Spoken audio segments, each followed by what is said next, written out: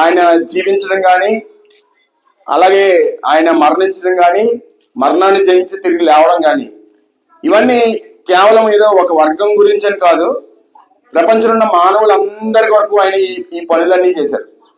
ముఖ్యంగా ఈ యొక్క మరి మరణం గురించి మనం ఆలోచన చేసినట్లయితే యేసుక్రీస్తు ప్రభు వారి మరణం, ఆయన మరణం ఏ విధంగా మనందరికీ ఉపయోగపడుతుంది, ఆయన చనిపోవడం ద్వారా మనందరికీ కలిగిన మేలు, లేదా ఆయన మన కొరకై రక్తం చిందిన ద్వారా మనకు కలిగిన మేలు గురించి ఈరోజు కొన్ని విషయాలు నేను మీకు జ్ఞాపకం చేయడానికి ఇష్టపడుతున్నాను.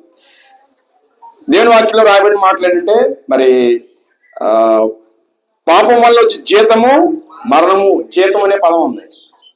సాధారణంగా మన ఇళ్లలో మన యొక్క భర్త లేకపోతే బిడ్డలు కానీ, అలాగే స్త్రీలు కూడా కొంతమంది ఉదయం నుంచి సాయంకాలం కష్టపడిన తర్వాత సాయంకాలం రోజువారీ పనిచేసేవారు సాయంకాలం జీతం తీసుకుంటారు. కొంతమంది వారానికి ఒక రోజు తీసుకుంటారు, కొంతమంది నెలకు ఒకసారి తీసుకుంటారు. ఈ విధంగా ప్రతి ఒక్కరు కూడా ఏదో ఒక కొద్ది సమయం మనం పనిచేసి జీతాన్ని ఆశిస్తాం. కొన్ని దేశాల్లో అయితే గంటకే జీతం వస్తూ ఉంటుంది. కొంతమంది స్టూడెంట్స్, విద్యార్థులు చదువుకుంటూ మరి ఎక్కడ చోట ఒక గంటకి 2 గంటలకి పనిచేసి వచ్చిన డబ్బులతో వారు చదువు కొనసాగిస్తారు. అవర్ బేసిస్ అంటారు దాన్ని. అలాగే డైలీ వేజ్, రోజువారీ జీతం, వీక్లీ పేమెంట్, మంత్లీ శాలరీ, ఇవన్నీ దేన్ని తెలియజేస్తుందంటే మనం ఒకనొక సమయం గడిపిన దానికి జీతం అనేది ఉంది. అలాగే ఈ లోకంలో పుట్టింది మొదలుకొని మరణించేంత వరకు మధ్యలోని ఈ జీవిత కాలానికి కూడా జీతం ఉంది. ఆ యొక్క జీతం గురించి దేవుని వాక్యం బోధిస్తుంది. ఈ జీతంలో 2 రకాల జీతాలు ఉన్నట్టుగా దేవుని వాక్యం చెప్తోంది. 2 రకాల జీతాలు. ఒకటది, ఒక జీతం ఏంటంటే నిత్య శిక్ష. రెండవ జీతం ఏంటంటే నిత్య జీవం. ప్రభునందు ప్రియమైన సహోదరులారా, మనం అనుకుంటాం పుట్టాం, ఏదో తింటున్నాం, ఏదో పెద్ద అవుతున్నాం, మరి పెళ్లి చేసుకుంటున్నాం, పిల్లల్ని కంటున్నాం, వాళ్ళు పెద్ద చేస్తున్నాం, ఏదో రోజు చనిపోతున్నాం అని అనుకుంటున్నాం. కానీ ఈ జీవించిన జీవితానికి ఒక జీతాన్ని దేవుడు ఏర్పాటు చేశాడు. మన డైలీ వేజ్ ఒక 2 రోజులు అయిపోద్ది జాగ్రత్తగా ఖర్చు పెట్టుకుంటే. అదే చెడ్డు వ్యసనాలు కలిగి తినడం, త్రాగడం, ప్యాకెట్ అయితే 1 గంటలో కూడా అయిపోద్ది. అలాగే నెల జీతం 1 నెల రావచ్చేమో. కానీ ఈ యొక్క జీవితకాలానికి జీతం ఎంతకాలం అంటే నిత్యం ఉంటుంది. దీనికి మినహాయింపు లేదు ఇంకా. కాబట్టి ఈ యొక్క జీవిత కాలానికి నిత్య జీతాన్ని దేవుడు సిద్ధపరుస్తున్నాడు. దాంట్లో 2 రకాల జీతాలు ఉన్నాయి, నిత్య శిక్ష, నిత్య జీవము. కానీ విషయం ఏంటంటే, మానవులుగా మన యొక్క జీవిత విధానాన్ని బట్టి మనం అందరం కూడా నిత్య శిక్షకి పాత్రలు. నిత్య శిక్షకి మనం మరి అటువంటి జీతాన్ని మనం పొందే స్థితిలో మన జీవితాలు ఉంటున్నాయి ఈ లోకంలో. అందుకొరకే పాపం వల్ల వచ్చే జీతము మరణము, అంటే నిత్య శిక్షణ ఇక్కడ బైబిల్ భాషలో మరణంతో పోల్చబడింది. ఈరోజు మీ మాటలు వింటున్న ప్రియమైన సహోదరులారా, నా ప్రశ్న ఏంటంటే, ఇక్కడ జీవిస్తున్న మనం ఈ లోకంలో మనం చివరిగా పొందే జీతం, ఏ జీతం మీరు పొందాలని మీరు ఆశిస్తున్నారు? నిత్య శిక్ష కావాలనుకుంటున్నారా, లేకపోతే నిత్య జీవం కావాలనుకుంటున్నారా? నిజానికి నిత్య శిక్షకి ఆప్షన్ లేదు. మనందరం కూడా ఆల్రెడీ నిత్య శిక్షలోనే మనం ఉన్నాం. కారణం ఏంటంటే, పాపం వల్ల వచ్చే జీతము ఆ నిత్య శిక్షే. ఏ భేదము లేదు, అందరూ పాపం చేసి దేవుడు అనుగ్రహించు మహిమ అంటే ఆ నిత్య జీవాన్ని పొందలేకపోతున్నారు. దేవుడేమో నిత్య జీవాన్ని జీతంగా ఇవ్వాలని అనుకుంటుంటే, మనమేమో మన యొక్క ప్రవర్తనను బట్టి ఆ నిత్య జీవాన్ని అందుకోలేక నిత్య శిక్షకి పాత్రలయ్యే స్థితిలో ఉన్నాం. కాబట్టి ఇటువంటి స్థితిలో ఉన్న మానవ జాతిని నిత్య శిక్షకి కారణమైన వారి హృదయాల్లో, వారి తలంపుల్లో ఉన్న పాపమును తొలగించడానికి ఒక పరిష్కారం అనేది కావాలి. నిత్యజీవం పొందడానికి, నిత్యజీవం అనే జీవితాన్ని పొందడానికి ఒక మార్గం ఉండాలి. అందుకొరకు ఆ మార్గం దేవుని వాక్యంలో ప్రబోధించబడింది. పాపం వల్ల వచ్చే జీతం మరణము, అయితే దేవుని కృపావరము మన ప్రభువైన క్రీస్తు యేసునందు నిత్య జీవము. ఈ రోజున ప్రభునందు ప్రియమైన సహోదరులారా, నిత్య శిక్ష నుంచి నిత్య జీవంలోనికి తీసుకుని రావడానికి ఆ దేవుడు మానవుడిని ఈ లోకానికి ఎత్తించి మనందరం నిత్య శిక్షకు కారణమైన పాపాన్ని తీసివేయడానికి, పాపాన్ని పరిహరించడానికి, పాప ప్రక్షాళన చేయడానికి, లోక కళ్యాణం చేయడానికి ఆయన ఈ లోకంలోనికి మానవుడిగా ఎత్తించాడు.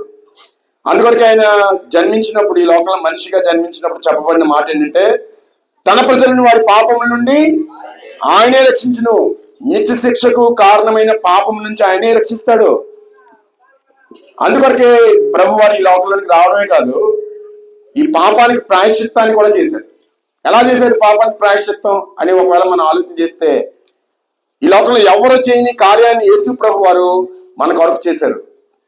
ఆయన చెప్పిన మాటలండి, ఇదిగో ఇది నిబంధన రక్తము, మరి అనేకుల కొరకై చిందింపబడుచున్న నిబంధన రక్తము. అలాగే తన యొక్క రాకడ గురించి మాట్లాడుతూ తను ఎందుకొరకు వచ్చారో చెప్తూ ప్రభు చెప్పిన మాట ఏంటంటే, మరి మనిషి కుమారుడు అనగా యేసు ప్రభు వారు పరిచారమును చేయించుకుంటకు రాలేదు, కానీ పరిచారము చేయుటకును అనేకులకు ప్రతిగా, దాంట్లో మనం కూడా ఉన్నాం, అనేకులకు ప్రతిగా విమోచన క్రయధనముగా తన ప్రాణము పెట్టడానికి, మనలందరినీ నిత్య శిక్ష నుంచి విడిపించడానికి ఆయన తన ప్రాణాన్ని పెట్టారు. యేసు ప్రభు వారు శిలువ మీద చేసిన కార్యం చేతకాక శక్తి లేక చనిపోయాడని కొంతమంది అనుకుంటారు. కానీ నిన్ను నిత్య శిక్ష నుంచి విడిపించడానికి, నిన్ను నరకపు శిక్ష నుంచి విడిపించడానికి ఆయన మన పాపములన్నీ తన మీద వేసుకొని మనం పొందవలసిన శిక్షను ఆయన పొంది ఆయన తన నిత్య జీవాన్ని మనకి అనుగ్రహిస్తున్నారు. కాబట్టి శిలువ ద్వారా మానవులకు నిత్య జీవం అనే జీతం ప్రసాదించబడింది. ఈరోజు ఇక్కడ నిలబడిన మేము ఆ నిత్య శిక్ష నుంచి తప్పింపబడి ఆ ప్రభునందు విశ్వాసం ఉంచడం ద్వారా నిత్య జీవాన్ని మేము కలిగి ఉన్నాం. మేమే కాదు, ఇది ఎవరైతే విశ్వసిస్తారో వాళ్ళందరికీ కూడా ఈ నిత్య జీవాన్ని ఇవ్వడానికి ఇష్టపడుతున్నారు. యోహాను సువార్త 3:16 దేవుడు లోకమును ఎంతో ప్రేమించను, నిన్ను తల్లిదండ్రులు ప్రేమించిన ప్రేమ కంటే, స్నేహితులు ప్రేమించిన ప్రేమ కంటే, బంధువులు ప్రేమించిన ప్రేమ కంటే అమితమైన ప్రేమతో ప్రేమించేవారు ఎవరైనా ఉన్నారా అని ఆలోచన చేస్తే, ఇంకో మేము ప్రకటిస్తున్న దేవుడు మిమ్మల్ని ఎంతో ప్రేమించాడు. దేవుడు లోకం ఎంతో ప్రేమించను కాగా ఆయన తన అద్వితీయ కుమారుడిగా పుట్టిన వాని యందు విశ్వాసం ఉంచి ప్రతి వాడును నశింపక, అనగా నిత్య శిక్షలోనికి వెళ్లకుండా నిత్య జీవము పొందినట్లు ఆయనను అనుగ్రహించారు. ఈ రోజున మానవులుగా మన అందరం కూడా నిత్య శిక్షకు పాత్రలో మన యొక్క కార్యాలను బట్టి, కానీ దేవుడు ప్రభువారు శిలువ మీద చేసిన కార్యం ద్వారా ఆ నిత్య శిక్ష నుంచి తప్పింపబడి నిత్య జీవంలోనికి వెళ్లే గొప్ప భాగ్యాన్ని ఈరోజు అందరి ముందు అందరికీ ఇవ్వబడింది. చిన్న బిడ్డలు, యవనస్తులు, పెద్దలు, వృద్ధులు, ఏమంటే మీరు ఏ వయసు వారైనా మీకు ఈ యొక్క అవకాశం ఇవ్వబడింది. కాబట్టి అందుకే నేను మిమ్మల్ని అడుగుతున్నాను, మీరు నిత్య జీవంలో నిత్య శిక్షను తప్పించుకొని నిత్య జీవంలోనికి రావడానికి మీరు ఇష్టపడుతున్నారా? అలా ఇష్టపడితే కనుక ఇదిగో ప్రభువు తన చేతులు మీ వైపు చాపి ఉన్నాడు. నేను వాక్యం చెప్తా ఉంది, లోబడిన ప్రజల వైపు దినమంతా నా చేతులు చాపుతాను. అనేక పర్యాయాలు ఒకవేళ యేసు ప్రభుని ఆయన విశ్వాసాన్ని ఒకవేళ మన మనసులో హృదయాల్లో చులకనగా మాట్లాడి ఉండొచ్చు, లేకపోతే నోరు తెరిచి గట్టిగానే చెప్పి ఉండొచ్చు, ప్రభుని దూషించి ఉండొచ్చు. అయినప్పుడు కూడా ప్రభు మనల్ని ప్రేమిస్తున్నాడు. కారణం ఏంటంటే మనం నిత్య శిక్ష నుంచి తప్పించబడాలని దేవుని యొక్క కోరిక. ఏంటి ఎంత కోరిక దేవునికి అని మీరు అనుకోవచ్చు. ఒక తల్లి ఒక తండ్రి తమ బిడ్డలు ఆ వ్యాధితో ఉన్నప్పుడు, జ్వరంతో ఉన్నప్పుడు, మంచం మీద పడినప్పుడు అమ్మ నాన్నలు ఏమనుకుంటారు చెప్పండి? అలాగే ఉండిపోవాలనుకుంటారా కొడుకు? లేదు, మా కొడుకు లేవాలి, తన పనులు తాను చేసుకోవాలి, బలంగా ఉండాలి. ఎలాగైతే తల్లి తండ్రి తమ బిడ్డల పట్ల మంచిగా ఉండాలని ఆశిస్తారో, అలాగే మన పరమ తండ్రి మనందరినీ సృష్టించిన సృష్టికర్తని దేవుడు మన నిత్య శిక్షకి వెళ్ళడానికి ఇష్టం లేదు. అందువల్ల నిత్య శిక్ష నుంచి తప్పించడానికి ఆయన ఈ లోకంలోనికి మానవుడిగా దిగివచ్చి రక్త మాంసములు ధరించుకొని నీ యొక్క నా యొక్క పాపములన్నీ ఆయన తన మీద వేసుకొని మనందరి పాపం ప్రాయశ్చిత్తం కొరకు తన రక్తాన్ని కలువరి శిలువలో చిందించాడు. యేసు రక్తము ప్రతి పాపము నుండి మనల్ని కడిగి పవిత్రంగా చేస్తుంది. ఈ లోకంలో కోడి యొక్క, మేకల యొక్క, జంతువుల యొక్క, పక్షుల యొక్క రక్తం కాదు, లేకపోతే మన తోటి మనుషుల యొక్క మరి ఏదో బలియాగాల ద్వారా మనం పాపక్షమాపణ పొందలేం. కానీ దేవుడే మన కొరకు, ప్రభువే మన కొరకు రక్తం చిందించిన సందర్భాన్ని జ్ఞాపకం చేస్తుంది. ఈ విధంగా మానవుల యొక్క మరి విడుదల కొరకై, మానవుల యొక్క రక్షణ కొరకై, నిత్య శిక్షను తప్పించడం కొరకై ప్రాణం పెట్టి రక్తాన్ని చిందించిన ఏకైక దేవుడు యేసు ప్రభు వారు. ఆయన మనల్ని ఎంతో ప్రేమిస్తున్నారు. ఆయన ఈ రోజు ఈ మాటలు ఏంటంటే, ప్రియమైన సహోదరులారా, ఈ యొక్క నిత్య శిక్షణ అనే జీతాన్ని తప్పించుకొని నిత్య జీవం అనే జీతాన్ని, వైకుంఠం స్వర్గం అనే జీతాన్ని మనం పొందాలంటే మనం చేయవలసిన పని ఏంటి? దేవుని వాక్యం చెప్తోంది యోహాను సువార్త 14 నా యందు విశ్వాసం ఉంచుడి, నేను మీకు స్థలం సిద్ధపరచ వెలుచున్నాను, నేను ఉండే స్థలంలో మీరు ఉండేలాగా మరలా వచ్చి నేను మిమ్మల్ని తీసుకుని వెళ్తాను ఆ యొక్క నిత్య జీవంలోనికి. కాబట్టి మనం పెట్టవలసిన పెట్టుబడి ఏంటంటే, ఏదో ఎత్తైన స్థలాలకు వెళ్ళనవసరం లేదు, లోతైన స్థలాలకు దిగనవసరం లేదు. కానీ ఉన్న చోటన మన కొరకే ఈ లోకానికి రక్షకుడిగా దిగి వచ్చిన ప్రభువునందు హృదయంలో విశ్వసించాలి. యేసు ప్రభు అని నీ నోటితో ఒప్పుకొని నీ హృదయం మంది విశ్వసించిన నీవు రక్షింపబడతావు. ఇది విశ్వాసంతో కూడిన చర్య తప్ప మరి మతం మారడం కాదు, లేకపోతే ఇతరత్ర విషయాలు కాదు. దయచేసి గమనించండి, యేసు ప్రభు వారు మతస్థాపకుడు కాదు. మానవులందరినీ కూడా నిత్య శిక్ష నుంచి తప్పించడానికి, నిత్య జీవంలోనికి ప్రవేశపెట్టడానికి వచ్చిన మరి దేవుడు ఆయన. అందుకొరకే ఆయన మనల్ని అందరినీ పిలుస్తున్నారు. ఆయన ప్రయాసపడి భారం మోసుకొంచున్న సమస్త జనులు నా దగ్గరికి రండి, నేను మీకు విశ్రాంతిని ఇస్తాను, అంటే నిత్య జీవాన్ని ఇస్తాను. కాబట్టి ఆ యొక్క విశ్వాసాన్ని కలిగిన మేము అదే విశ్వాసాన్ని మీ మధ్యలో మేము ప్రకటన చేస్తున్నాం. కాబట్టి దయతో ఆలోచన చేయండి.